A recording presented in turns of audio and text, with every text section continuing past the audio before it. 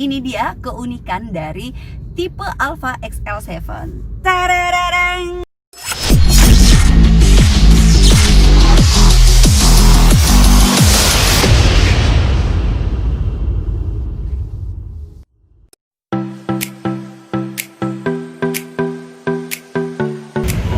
Selamat pagi, sahabat hebat sukses. Ketemu lagi di channel Aida Sukses. Seperti yang kita ketahui, Suzuki XL7 adalah mobil the best car terbaik 2020 dalam ajang Automotive Award. Nah, pengen tahu nih, apa sih yang menjadi kelebihan utama XL7 dibandingkan produk kompetitor lainnya? Nah, pengen tahu kan? Subscribe dulu channel saya. Sudah? Tekan tombol lonceng juga dong. Terima kasih. Nah, saya akan mereview unboxing e-mirroring dari XL7 Alpha. Nah, ini dia XL7 tipe Alpha, tipe yang paling di atas. Apa yang menjadi kelebihan tipe Alpha ini? Ada fitur yang sangat menarik dan tidak dimiliki oleh produk kompetitor sekelas dari XL7. Apa itu, pengen tahu? Ya, benar sekali, yang sudah tahu jawabannya. Suzuki XL7 memiliki fitur e-mirroring yang sangat unik dan tidak dimiliki oleh kompetitor. Yuk kita review kupas tuntas apa aja sih yang ada di dalam fitur dari XL7 ini. Yuk ikuti saya. Nah, saya udah berada di dalam Suzuki XL7 tipe Alpha. Ini dia keunikan dari tipe Alpha XL7. Tarararang. Nah, ini dia, namanya e-mirroring. Salah satu kelebihan utama dari XL7 tipe Alpha ini. Nah, e-mirroring ini bisa kita fungsikan selain bisa kita gunakan untuk bercermin atau berkaca.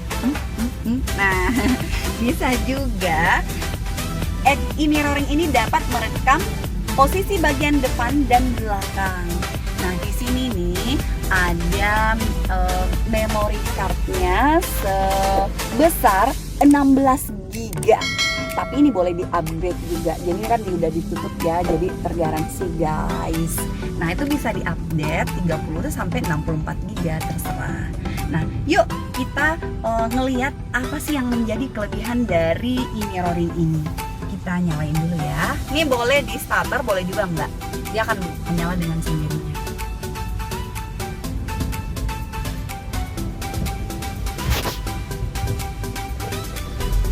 Nah, ini dia. Nah, ini udah terekord ya, udah terekam. Jadi kalau misalnya mau dimatiin, ini kan ada fiturnya, ada 3 nih yang dipencet. Yang tombol sebelah kiri, tombol tengah, dan tombol di sebelah kanan. Tadi kan kalau misalnya nih saya udah matikan, ini bisa berfungsi sebagai cermin juga.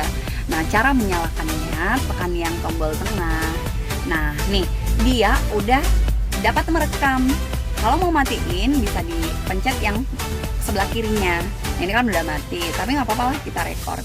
Nah, ini posisi udah terekam nih, terekam dari posisi bagian belakang. Yuk kita lihat untuk bagian depannya seperti ini. Nah, kalau di bagian depan kita pencet yang tombol kanan ya. Nah, ini juga ada yang menjadi, ini kita bisa setel yang di belakang ini.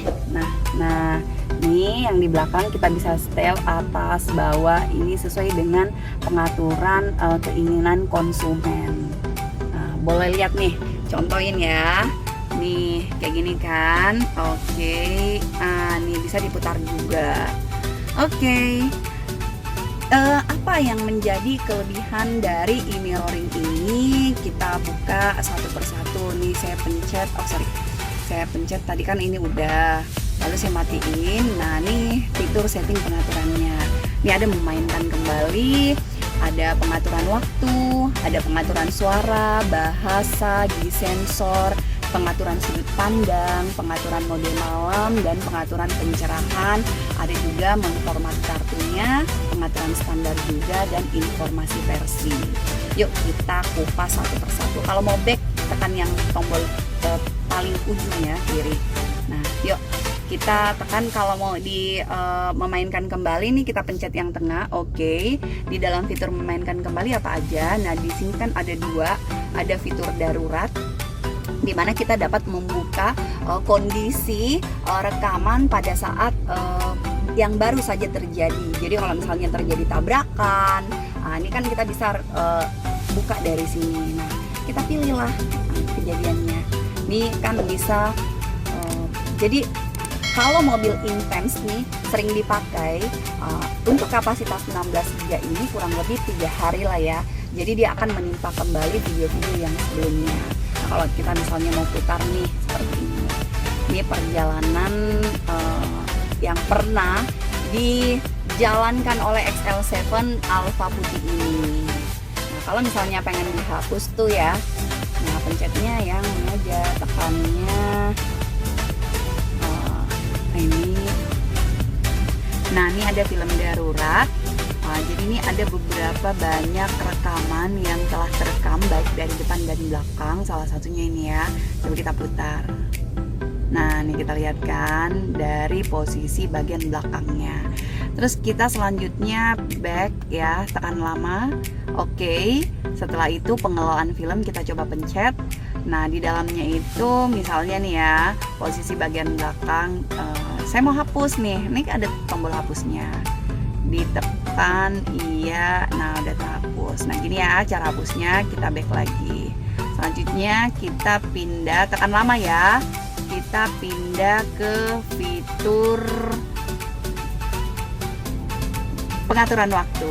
Nah, kalau pengaturan waktu sekarang kan udah tanggal 18. Jadi ini waktunya udah diatur, sisa tekan pencet aja gini ya. Ini 2023. Kalau mau kembali 2020 nih tekan yang sebelah kiri. Selanjutnya kita oke, pindah ke bulannya. Ini udah cocok ya. Kalau misalnya bulan 10 kita tekan bulan 10, tapi ini kan bulan 9. Selanjutnya ini tanggalnya udah cocok, udah tanggal 18. Nah, saya pencet tengah lagi nih. Untuk jamnya udah cocok ya. Seperti penggunaan fitur date-nya juga sama kok untuk time-nya juga. Kemudian kalau mau pindah ke menitnya, ke detiknya, tekan tombol tengah aja. Nah, oke ya gitu. Itu untuk pengaturan waktu. Selanjutnya kita pindah ke pengaturan suara.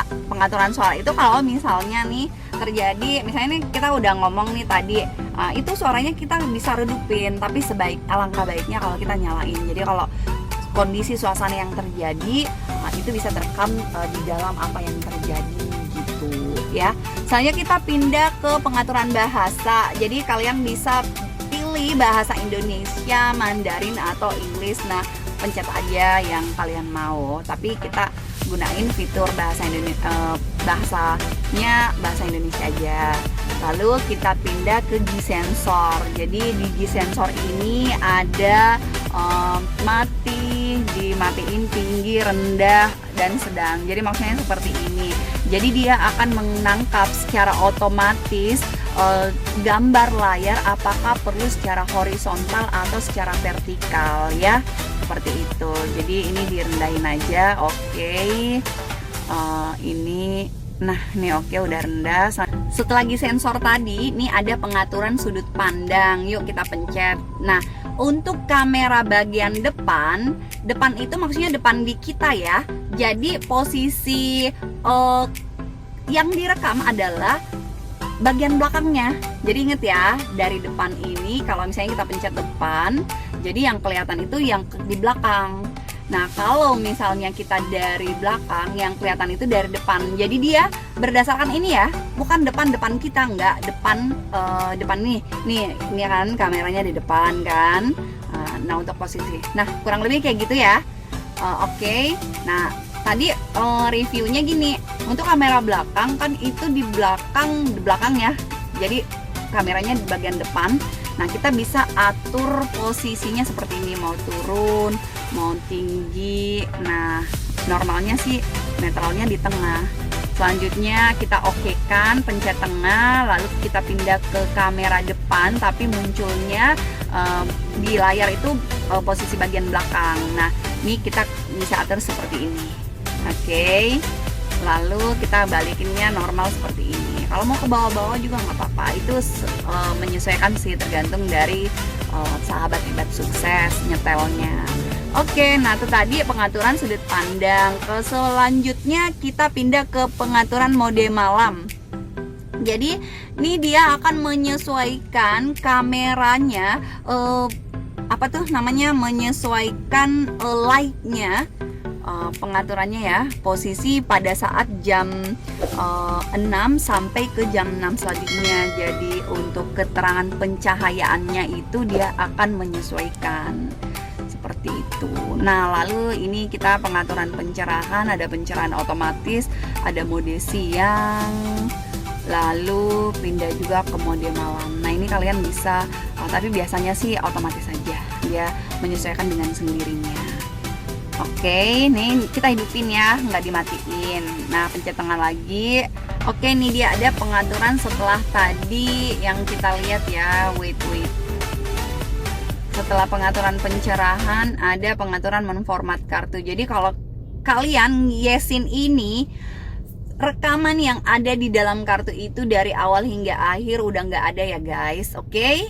Nah, jadi kita pencetnya nggak aja.